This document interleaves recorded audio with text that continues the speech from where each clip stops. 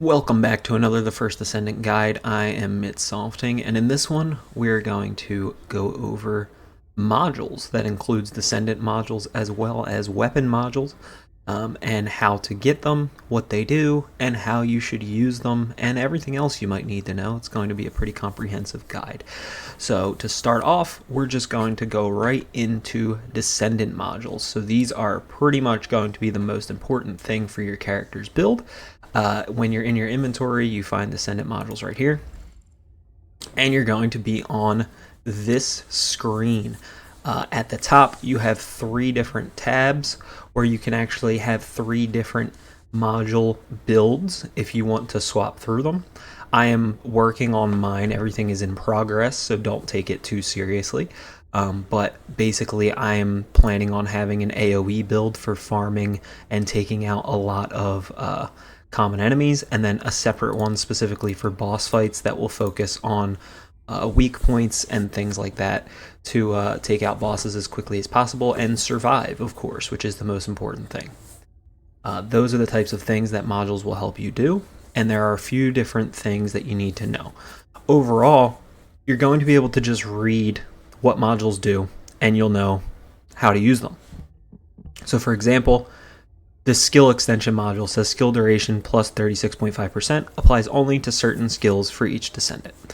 The capacity cost is 15, the enhancement level is 10, and the module socket type is rutile. I don't know how to pronounce these, but so basically let's start from the top. Enhancement level 10. That simply means that I leveled this module up 10 times. It can only be leveled 10 times. That is displayed on the module itself by these little orange bars here. The positive of leveling up modules is that the amount that they buff you goes up. The negative is that the capacity cost also goes up. So basically, this skill extension, so if I have, I'm not sure if I have another skill extension, I do. So I have a skill extension module right here. You can see that it only costs 5 capacity cost because it's not leveled up, and it only does skill duration plus 9%. But the one that I have leveled up to 10 does 36.5%, and the capacity cost is 15. So you'll see your module capacity up here at the right. Mine is 75 out of 75, which you will get higher and higher as you level up.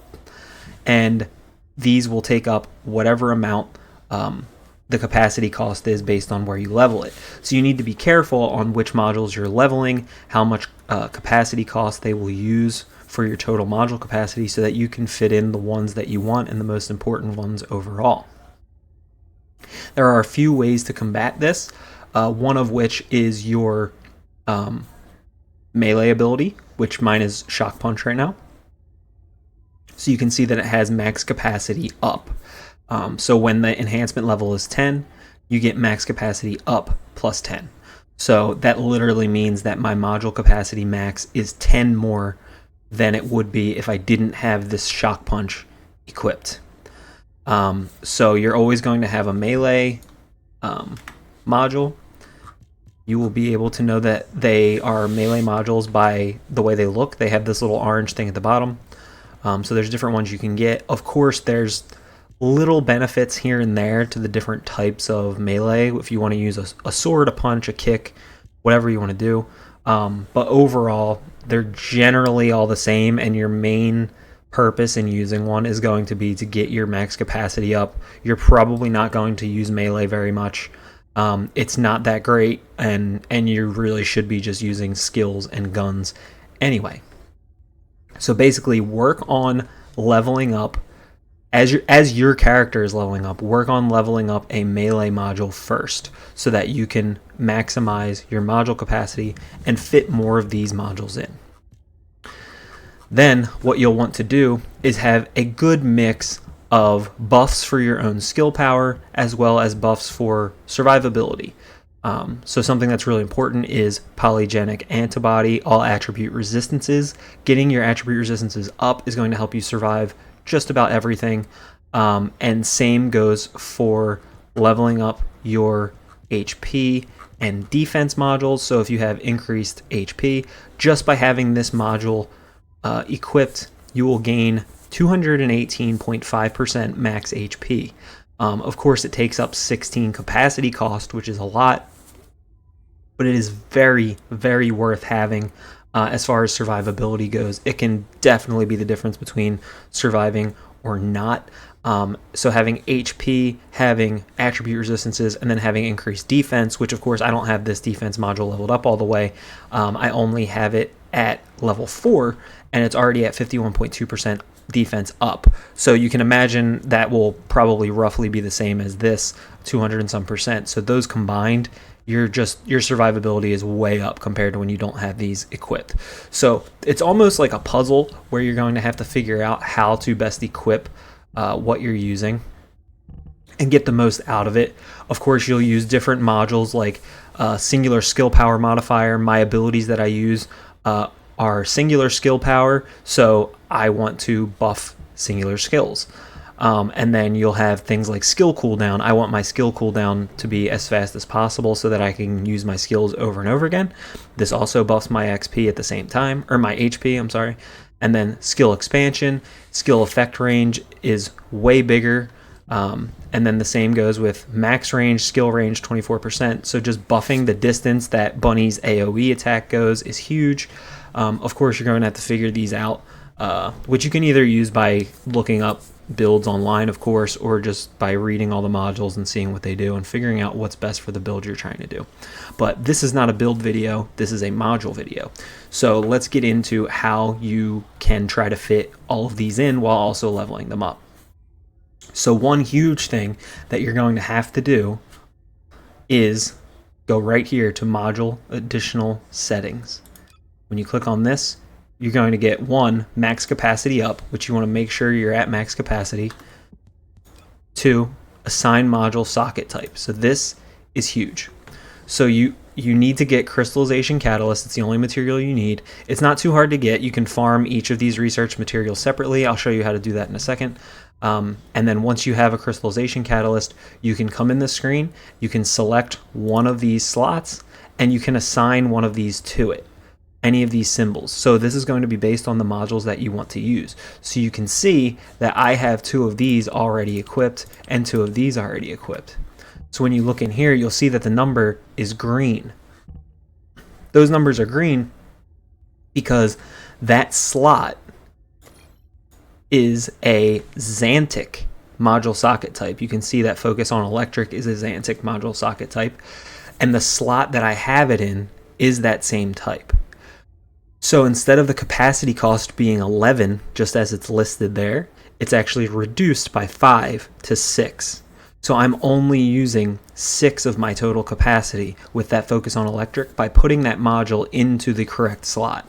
And then the same goes with this one, the same goes with this one, same goes with this one. So instead of 10, 10, and 12, these are worth 6, 5, and 5. So you're effectively reducing the cost for your total capacity slots in half just by changing those module socket types, which I'm still working on doing even more of. But unfortunately, the cost that comes with it is, of course, 1, crystallization catalysts, but 2, this resets your level when you equip a socket type. So if you don't already know, you have to get to level 40 in order to equip one of these socket types.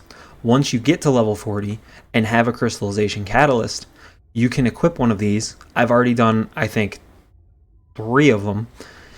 So you get to 40, you equip one of these, and this level resets to 1. Then you'll have to level all the way back up to 40 again, use another one, and equip another one.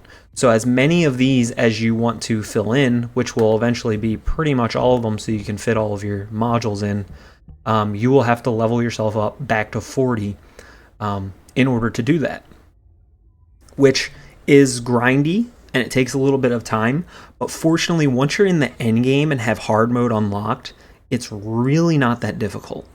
You can find a few different missions that are really easy to complete really fast. One that's very common is the anticipated ambush point battlefield mission, which is in Sterile Land.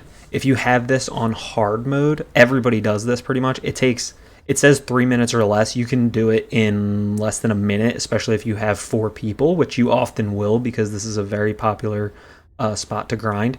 And basically, you can just run through this mission so fast that you're constantly getting XP, you're constantly getting Cooper shards, you're constantly getting gold, and you can pretty much just do it over and over again. I think I did it before for like an hour, and I leveled up like almost 30 times. Like, it does not take long if you're ready to grind. So unfortunately, you will have to do that, but the good thing is it doesn't take too long. Definitely doesn't take as long as your first time to 40 when you're starting on a fresh account on a fresh character. But yeah, once you have hard mode unlocked, it really isn't that bad. So let's go through the different types of modules, which we already went over the melee ones. And then of course you have rare purple ones, which have a little bit more cost, a little bit more or a little bit less cost and a little bit higher of buffs. And then you also have these transcendent ones and then ultimate ones, of course. Ultimate ones tend to be a little more complicated, like HP Collector, which is one I use. When you defeat an enemy, it instantly recovers 9% of max HP. And of course, you can level that up and get it even higher. So recovering health, when HP is 50% or lower, skill power modifier plus 8% in firearm attack. So this is just buffing you when you're at low health. And then, of course, you're going to get these ultimate ones. They're all going to have some effect like that. That's really good. You'll probably want to have 1 or 2 of them equipped based on your build. You can get all different types of modules based on the elements that you're using, whether it's electric, whether it's chill, whether it's fire, or no attribute at all. If you need toxic resistance for something specific, if you want skill power, whatever you need, there is pretty much a module for it. And then the transcendent ones are harder to get, but the good thing is you can get any of them by just farming and using your access guide. Like some transcendent ones, like this one, Electric Condense, is exclusive to Bunny, so you won't be able to get it with other characters and use it on other characters. And then other characters also have their own exclusive transcendent modules. And then using them usually directly affects the character's abilities. So this one changes maximum power into a form that causes damage around Bunny. So instead of using one of her other abilities, it does this. And then Electric Transition, it decreases the electricity charge amount during speed of light, but recovers shield continuously in proportion to the distance traveled. So basically, when you're using the speed of light ability with Bunny, it decreases the amount of electricity that goes around her, but you recover shields instead. So if you're having trouble surviving, you can use this. So those are the types of transcendence that you can find. And then let's look really quickly at the access info. So if you come to access info, if you've never been on this screen, it's the best thing in the game. Open up your map or quests or whatever, go to access info, and this is where you can find pretty much how to get anything in the game. And if you go to modules, you start on the all tab and you can find every single module in the game right here. These are all the transcendents at the top, and then there are ultimates, and it descends based on rarity down to the blues. Of course, you can also sort by whatever you want. If you just want to look at the transcendents, if you just want to look at the ultimates, or if you just want to look at normals, whatever. So when you come here, you can specifically find the modules that you want to get. Whether that is an exclusive for your character. You can see this is a Sharon exclusive, this is a Glay exclusive, this is a Freyna exclusive. So if you want to find these, or if you're just looking for a good ultimate that does something, let's just say you really want Strengthen First Shot, the ultimate special mod, which makes it so after you reload, your first shot's firearm attack is plus 100%.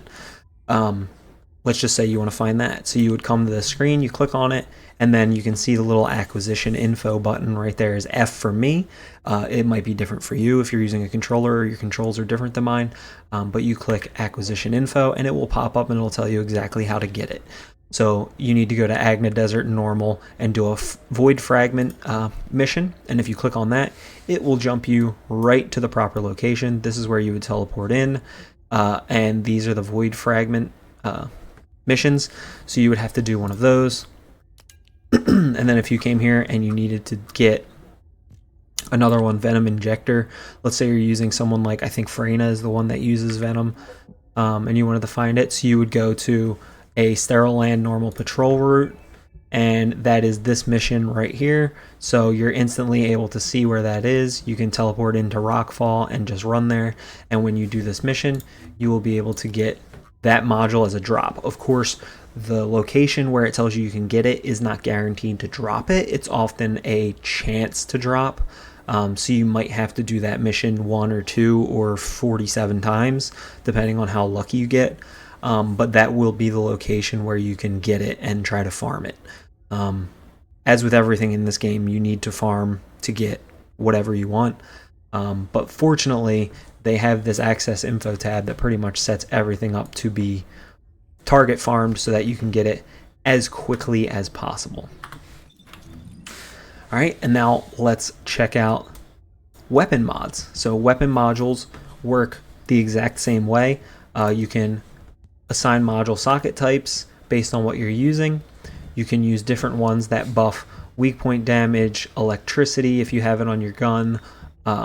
You can add fire rate. So two of the most important ones that you'll instantly want to upgrade to max capacity is one, rifling reinforcement. This is a flat firearm attack buff. So this is instantly just going to make you do more damage. And then fire rate plus 25%. This is just going to make you shoot faster. Therefore, you're having higher damage output just by having those two on. And then, of course, it's going to be the same as your Descendant modules. You're going to want to use modules that buff exactly what your build is. So if you're prioritizing electric and you have electric enhancement so that you're doing electric damage, then you're going to want to buff electric damage. Maybe you want to swap out and put weak point modules on when you're fighting a boss. You know, there's a million different modules. They all work the same way as the Descendant modules, but they just go on your gun. You do have to put them on each weapon separately, so you can see that I have different ones on this one and different ones on this one than I do on the Thunder Cage. Of course, the Thunder Cage is the primary weapon that you're going to use, 99% of the time. Your secondaries really don't matter that much other than just using them to level up. But yeah, so you can find all the same types of modules for weapons, and then you can do the same exact thing as far as access info for finding modules. You can sort by the round type, so if you're looking for your primary weapon with general rounds like a Thunder Cage, and you want to get good mods for that, you can come to the general rounds page, and this is everything that will be available for that weapon type. And then of course you can do the same thing. You can click on it, you can click on one of these and go to the acquisition info and figure out where to farm it. And then the same goes for, all the different types of rounds. If you're looking for special impact or high power, you can just come here and click them. You can sort them. You can even, if you know the name of one, like let's just say you wanted consume magazines, you can come in here and you can just search consume magazines and it'll pop right up. So that makes it really easy to farm those weapon modules. But yeah, so that is what you do with weapon modules. You're going to want to tune those up as much as possible. You get a nice little applied value list of all of your stats on the gun after you apply the modules. You can have 3 different settings, just like the Descendant modules. You can do pretty much all the same stuff with these. And if you assign a module socket type, you will once again have to re-level your weapon, not your character, when it comes to these ones. So I've already done this once, that's why it's at 30 instead of 40. But if you want to add module socket types to a weapon, you will restart the weapon leveling at 1 and you'll have to level up to 40, which isn't really a big deal. Just by holding it in your hand and having it equipped and playing the game, you're going to level it back up over time. And then when you get back to 40, you can add another one as long as you have more crystallization catalysts. Okay, next let's go to the module gentleman. who is this guy, Cillian. So at Albion, he is back here across from Anais, the research person. If you run back here to where he is, you can talk to him. And there are 3 things you can do. The first thing is combine modules. So this is exactly what it sounds like. You basically can take any 4 modules, you put them into here. Let's just say this one, this one, this one, this one. You hit combine, it costs 4,000 gold, and it will create a single module that does something that you just put in there. And it gets a little bit better when you add different ones together, depending on the rarity, depending on the stats, all that good stuff. Combining modules, honestly, not that useful. You probably won't do it very much, in my experience at least. If there is some other use for it that I'm missing, feel free to let me know. Number 2, dismantle modules.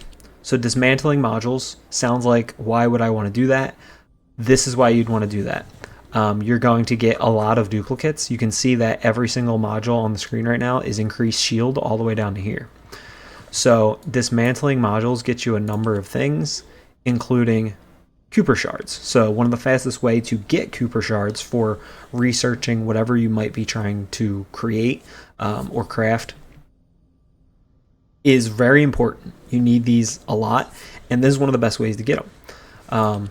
If you want, you can just hold shift or whatever button it says down here at the bottom right where it says select duplicate modules.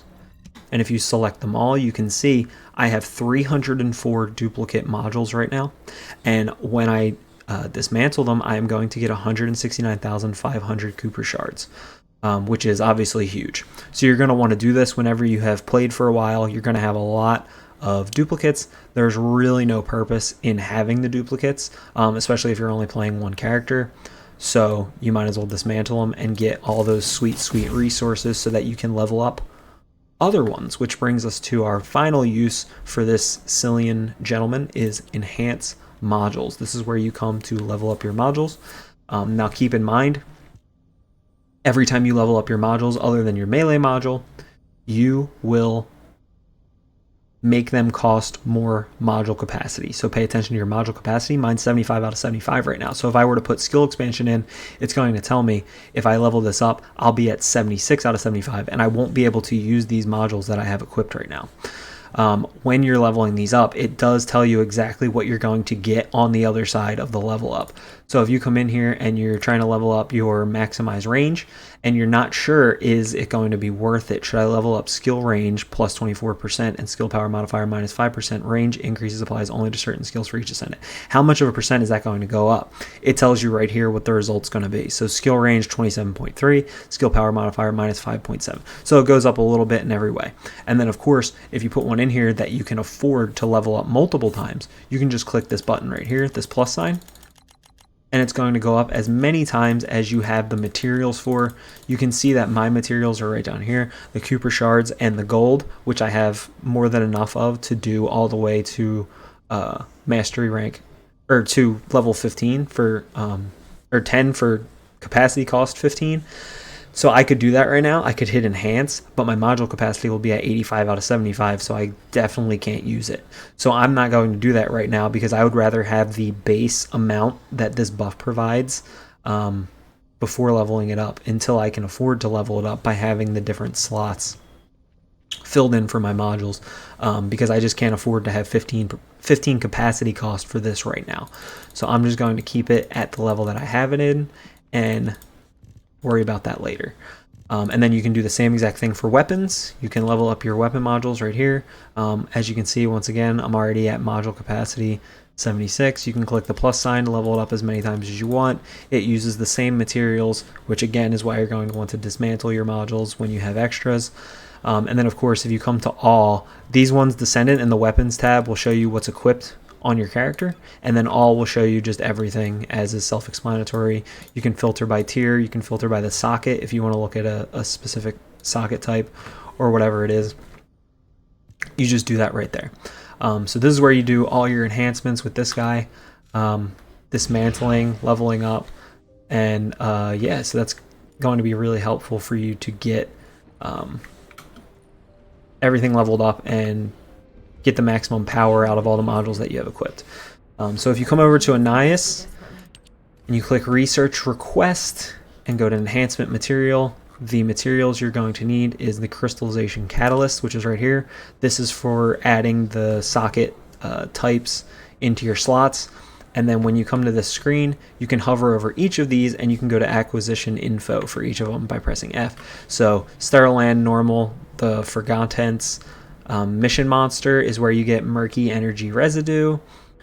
The Macromolecule Biogel is Echo Swamp Hard, Muskeg Swamp, Volgus Strategic Outpost Mission Monster. Mission Monster, if you don't already know, means that it's just going to drop. It's going to have a chance to drop from a monster during the mission.